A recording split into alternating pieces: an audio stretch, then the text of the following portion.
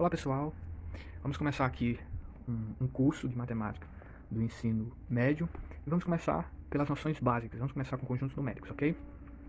Então perceba, conjunto, a ideia de conjunto, ela nos traz a ideia de coleção, né? Sempre que falamos de conjunto, lembramos de coleção.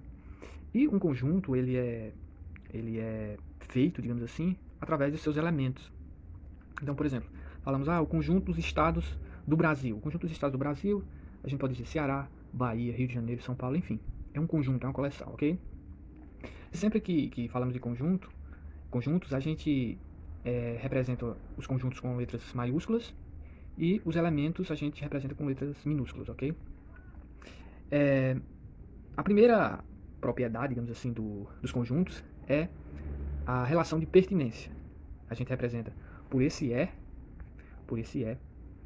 E quando estamos falando de pertinência, a gente está tratando o elemento com conjunto. Então a gente fala assim, no exemplo anterior, o Ceará pertence ao conjunto dos estados brasileiros? Sim, né? Então perceba, é elemento com conjunto.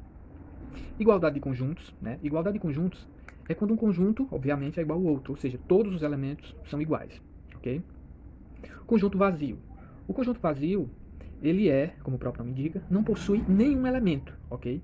A notação a gente pode representar desse primeiro modo aqui, né? Fazer uma bolinha e riscar essa bolinha, passar um traço nela, e a gente pode representar por duas chaves, né? Lembrando que a gente nunca deve colocar chaves e colocar esse símbolo dentro, né? É uma incongruência, porque a gente está dizendo que o conjunto vazio tem um único elemento que é o conjunto vazio, então não faz sentido, né?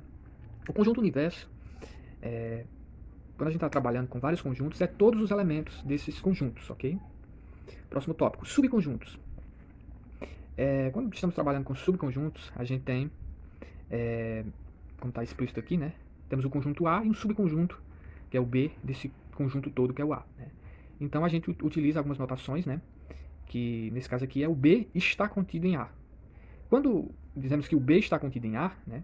Realmente o B está contido no A, a gente pode dizer a mesma coisa que o A contém B, ok? O A contém B. B está contido em A contém B, ok? Aí temos esses símbolos, né? Está contido, não está contido, contém e não contém, ok? Lembrando que essas ideias de está contido, não está contido, contém, não contém, a gente usa para relacionar conjunto com conjunto, ok? Representação de um conjunto. Há várias formas de você representar um conjunto. Lembrando que um conjunto ele pode ser infinito, ou finito, né? Um conjunto infinito não vai ter fim. Por exemplo, o conjunto dos números pares. A gente não tem um fim para eles, né? Mas nem por isso a gente deixa de representar. O conjunto finito, obviamente, tem um fim, né? Então a gente pode representar por extensão. Então eu digo, por exemplo, o conjunto dos dias da semana. Segunda, terça, quarta, quinta, sexta, sábado e domingo, ok? Perceba que esse é um conjunto finito. Posso representar também por compreensão. Então isso a gente diz uma propriedade, por exemplo. Nesse caso aqui, o conjunto A, x tal que x pertence aos naturais e x é menor que 8. Então a gente vai dizer, pertence aos naturais, é menor que 8, então é 7, é 6, enfim, né? Deu para entender. E a gente pode representar por figuras. Essa representação, ela é do famoso matemático inglês, né? O Venn, o John Venn, e a gente diz diagrama de Venn. Agora vamos falar aqui um pouco sobre operações de conjuntos.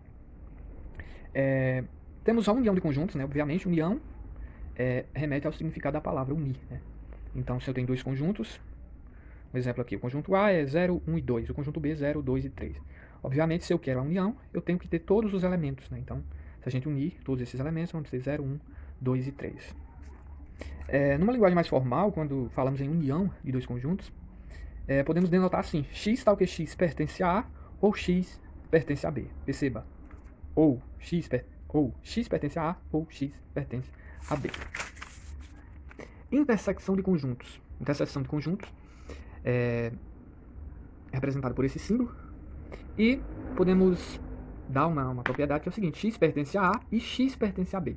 Ou seja, numa ideia mais visual, são esses elementos aqui em comum, ok? E quando a interseção, ou intersecção, como queira chamar, é vazia, dizemos que esses conjuntos são ditos disjuntos, ok? Diferença de conjuntos. A diferença de conjuntos, ela vai ao pé da letra, né?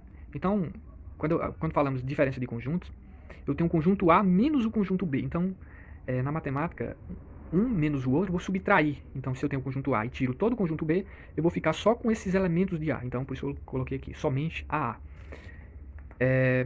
Uma propriedade, né, a diferença de conjuntos pode ser representada dessa forma. X, tal que X pertence a A e X não pertence a B. Ok? Complementar de um conjunto. Complementar de um conjunto é representado por essa notação. Lê-se desse modo. Complementar de B em relação a A e ele é dado pela diferença A menos B. Lembrando que, para isso acontecer, obviamente, o conjunto B deve estar contido no A, ok? Então, um exemplozinho aqui para ficar mais fácil. Tem o conjunto B 2 e 3 e o conjunto A 0, 1, 2, 3 e 4. Então, eu quero complementar de B em relação a A. O complementar de B em relação a a gente pode dizer assim, o que falta para o B virar A, ok? Então, sem fazer muitos cálculos, o que falta para o B virar o A?